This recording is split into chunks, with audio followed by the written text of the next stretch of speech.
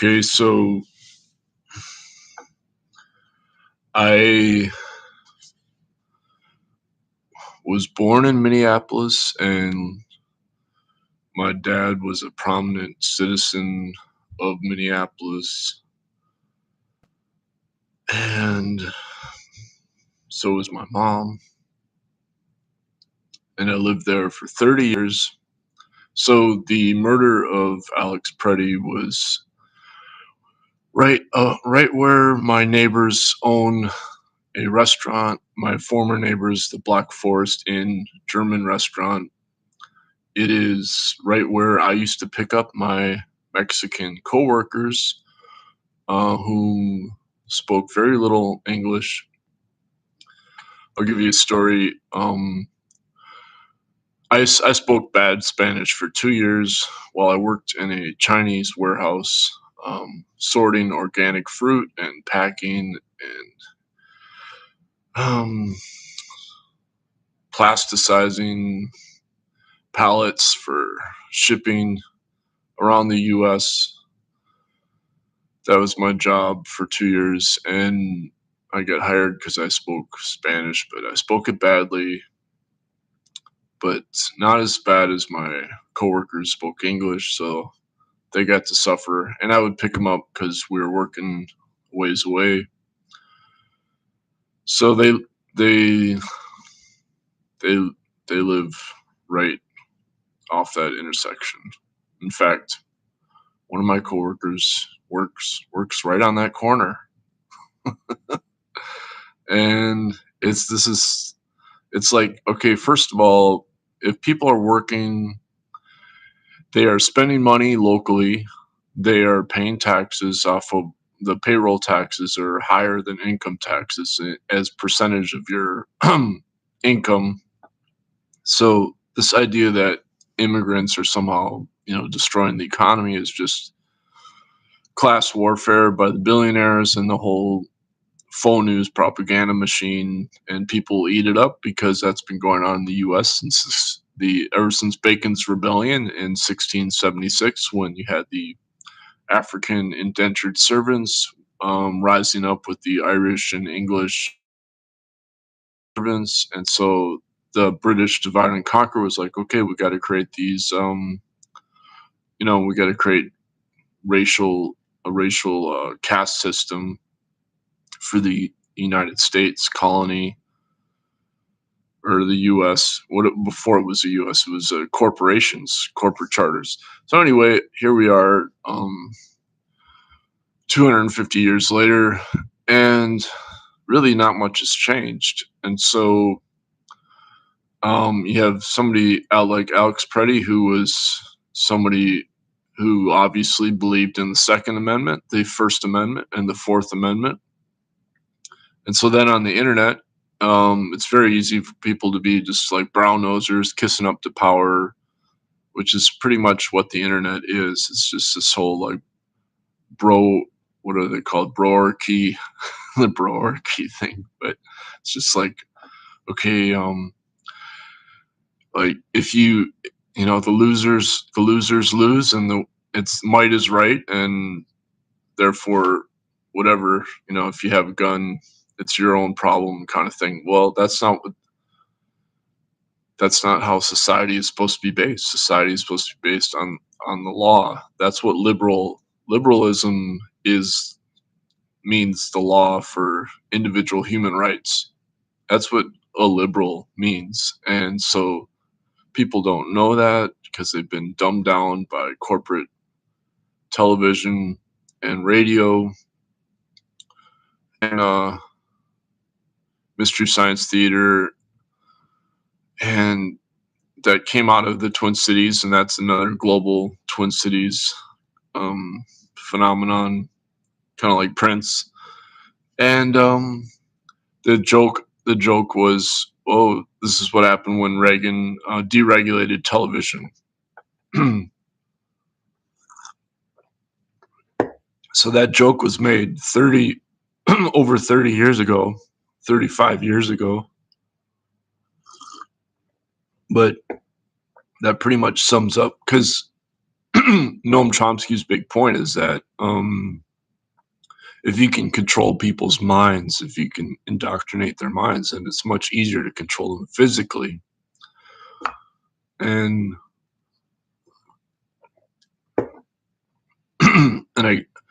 and so now we have Trump creating his Orwellian global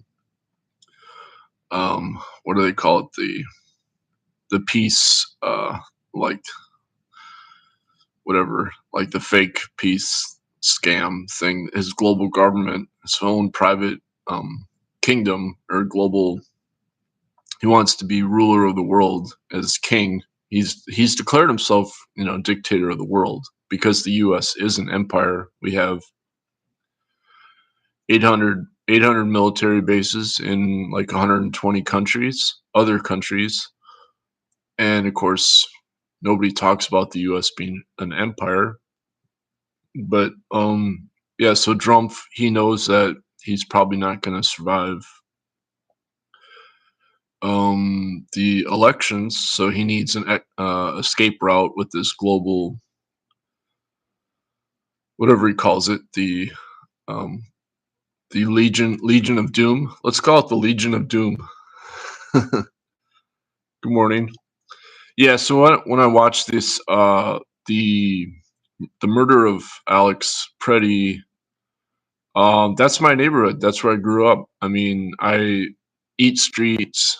There's my the guy who I played in a rock noise band with. He owned a laundromat right near there, if I remember correctly. Well, there is a laundromat but it's Nicollet Avenue. I mean, um, Nicollet. Nicollet was one of the French explorers from the 1600s, and so probably pronounced Nicolay or something, but everybody just calls it Nicollet Avenue. Um, yeah, it's Alex Pretti. He moved to Minneapolis with the hope of having a career, and he was doing well. And I know a lot of people like that who are from Wisconsin. I myself lived in Wisconsin for several years and went to University of Wisconsin Madison. And so Minnesota and Wisconsin, we have um I can't even remember what they call it, but you can get the same tuition rate if you go to school in Wisconsin as you do for in-state tuition as Minnesota. So in terms of education, they are interwoven. And so people, like, you go on the YouTube comments are basically like, "Oh, well, that's what he gets for bringing a gun to a protest." Well, it's like, okay, well, and then I mean, obviously, I'm glad that some Second Amendment people are speaking out. The Gun Caucus of Minnesota is spoke out in defense of Alex Pretti having a gun, saying, he wasn't breaking any law. He had the Second Amendment right, and um but Alex Pretti has proved that at the highest level of government, people just blatantly lie. They blatantly lie, and then they double down on it, and then just escalate. And so this happened the day after Minneapolis had a huge general strike of like at least 50,000 people. The mayor will say, I think he misspoke when he said 15,000, but he doesn't. It's like people, unless you scrutinize the YouTube videos or whatever, which is what I've been doing, I mean, you're not going to realize just how huge that march was. But somebody did some numbers, like the fascists are like, oh, that's the communists. Those are communists. Okay, well, I mean, it's like it was over 50,000. Some people said it was 100,000 people. No, I don't know. It's like, all I know is that it completely filled up downtown Minneapolis. And so I did some math because you figure, there's, let's say there's 4 million people in the Twin Cities, but then you figure like at least like 30% of those people are either the elderly or children. So that leaves you can do the math, and it's like there's actually only just like a couple 100,000 people that are of working that are in unions that are because the union membership is only 6% right now, in the US. So you figure like every union, pretty much every union in the Minnesota, in the Twin Cities area, was at that general strike. That's who turned out. That was the biggest cause of turnout in my view. I mean, I was a union steward in the Twin Cities, and I have relatives that were at the march. I myself, I try not to go into the cities anymore because I mean, obviously now I would not go in the cities. It's not safe, as Alex Pretti proves. But I did get arrested 8 times, protesting starting in 1994 in Minneapolis, and I had a cop tear a hand out of my hands. A group of cops passed by me, and I got his badge number, and I was going to file a First Amendment lawsuit because my dad was a prominent lawyer and he supports the Bill of Rights, even though he was in the Republican Party. So this whole thing about liberal, it's like my dad wrote the procedural manual for the Attorney General office in the late '60s. I have it on my computer. I got it from the Historical Society in the Attorney General archives. Um, they were using his procedural manual at the AG office for years.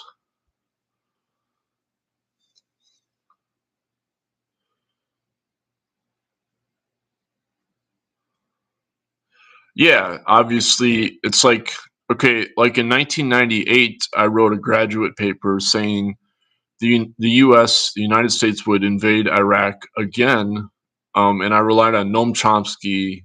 Noam Chomsky was saying, well, because we need to prop up the petrodollar, we need to sell military weapons, and we need to have veto control over the oil, which is what just happened in Venezuela. Also, I went to Venezuela in 1998 as well. And my instructor at the University of Minnesota said my paper was, quote, too aggressive. And so I made hundreds of copies of my paper. I passed it out in Minneapolis. I bannered the campus saying stop US genocide in Iraq. The director of the Genocide Center walked past me. I'm pretty sure that's who it was, but it was some professor on campus saying it's not genocide. But it's like, yeah, if you studied the UN documents, the FAO, and it clearly was genocide against the US led sanctions on Iraq. And I got arrested twice. I was in the back of a squad car in downtown Minneapolis with a lady who turned out, she was in a Maoist cult, and the FBI infiltrated that cult and then organized a grand jury against them. And I even dated a young lady. She was 10 years younger than me, and she was my girlfriend. And she told me how they tried to get her to join this cult, and the cult was stockpiling weapons on the West Bank. But it was just like a few people that had guns or whatever. And I told them, look, the U.S. military will nuke. They will nuke this neighborhood with no problem. With no, why would you try to? Well, it's totally strategically stupid to think you could like stockpile weapons against the US military. It just makes no sense. But obviously, um, that was that was 25 years ago when I was saying this to in a communist bookstore or whatever. I mean, the far right is like, oh, they're all communists. It's like, no, really, the communists are literally like six people, and most of them are in their 80s. I mean, there is a communist newspaper um, in the Twin Cities, or that it comes out of New York actually, but the in northern Minnesota, the president of the Communist Party was from northern Minnesota. This is way back, 50 years ago or whatever. Yeah, so anyway, as far as being against the US military, yeah, I mean, like, the best thing you can do is not pay taxes. Like, when in Chicago, I stayed with a guy he was a war tax resistor, and so he could not have any kind of paycheck job because the IRS would come after him if he got a paycheck. So the rest of his life, he had to work under the table, so to speak. But it's kind of stupid. It's like you can just be really poor if you're, voluntary poverty. You're not going to be paying income tax really. But of course, the problem is that the poor people are completely attacked in the U.S. as as the problem. So they're all labeled as mentally insane because they're not supporting the U.S. empire or whatever.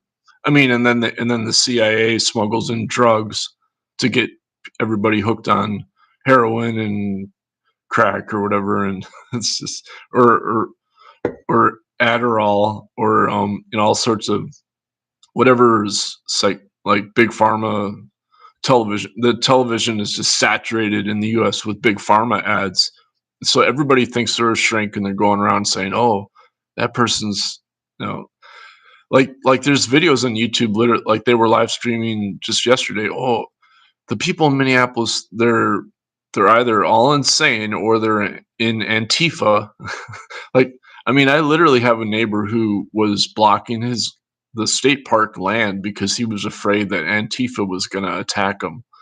This is way way outside of the Twin Cities, but this is what when the brainwashed cult of faux news. I I have relatives that are like livid with bloodlust rage because I was did activism in Minneapolis. It's like, how dare, like, I worked for Greenpeace. And it's like, okay, the protesters are like, the Wall Street Journal just said, oh, there's too many progressive billionaires funding nonprofits in, it's like, in Minneapolis. Okay, really? Well, why did I have to beg for donations door to door as my first full-time job in 1989? I literally, begged door to door for donations. And so, um, I did it again in 1996. And then I worked at a nonprofit where I was fortunate enough to be a paper shuffler.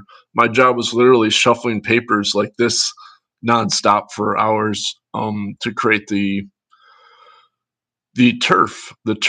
I was called the turf sorter before they put in the speed dialer automation. Like when you pick up the phone, it goes whoop whoop. That means that nobody called you. A computer called you, and I just hang up immediately because that means the speed dialer is connecting a person to start talking. Um. So anyway, yeah, it's like all those people were begging for donations. So you're telling me that the billionaire, like, sure, the billionaires are they might pay like three people to make, like, there might be one person, it's not even in Minneapolis, it's like in DC. DC is where you're gonna have people making $100,000 a year from billionaire grants, but not in Minneapolis. There might be a few people making $100,000 a year from administrative grants, but they're not protesters. They're not like paid protesters. That's completely ridiculous. To claim that it's the same thing as when they got all irate about professors being paid to study global warming. It's like, oh, they're just in it for the money. It's like, oh, really? Well, if you apply for a grant as a scientist, you have to have a line by line itemized cost for, where the money's going to, and it's not going, so you can't use it for, I mean, they're going to scrutinize, it's like they're not going to want to give you money unless you're getting everything by cost, so it's completely stupid. I mean, it's not easy to get a PhD. So obviously, if people believe in a meritocracy, then a professor is going to have a bourgeois lifestyle. They're going to, I mean, I realize everybody's chasing the American dream. They want to have a car, a house, and go on vacation once a year and, maybe have kids, that kind of thing. And so they're going to sell out for that reason alone. But in the activist community, there's no paid protesters. There's a few people that are paid to be, organizers.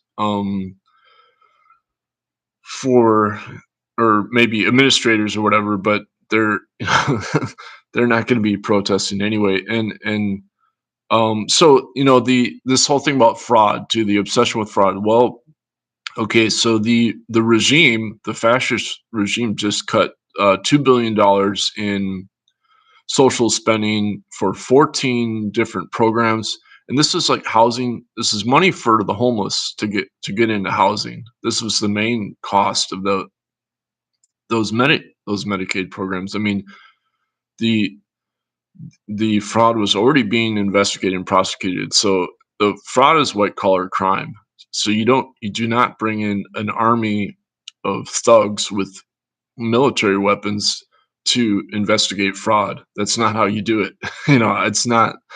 It's like, but the obviously, if you're in a mind control cult, then you're just going to go, yeah, but what about the fraud? It's like the people will just, whatever excuse they could think of, they're going to say something that their cult leader told them to say.